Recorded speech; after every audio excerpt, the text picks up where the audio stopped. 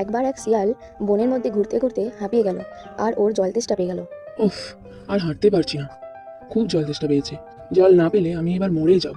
সামনে কোনো নদী আছে কিনা কে জানে, যাই একটু তাড়াতাড়ি খুঁজে দেখি। আরে, এই তো এখানে একটা কুয়ো রয়েছে, ওটাতে কি জল আছে? মনে হচ্ছে আছে, দেখি তো সামনে গিয়ে। ওই তো, কত জল! আহ, কি মজা! দেখে আমার প্রাণটা জুড়িয়ে গেল। কত জল, কত জল! কি মজা, কি মজা! আহ, কি মিষ্টি জল! খেয়ে আমার প্রাণ ফিরে এলো। আরে, আমি তো জল থেকে ঝাঁপ দিয়ে দিলাম, এবার আমি উপরে উঠবো কিভাবে? এখানে তো কোনো শক্ত জিনিস নেই যেটার উপর লাফ দিয়ে আমি উপরে উঠতে পারবো। এটা তো অনেকটাই উঁচু। আমি এবার কিভাবে বেরোবো এখান থেকে? কি হবে আমার?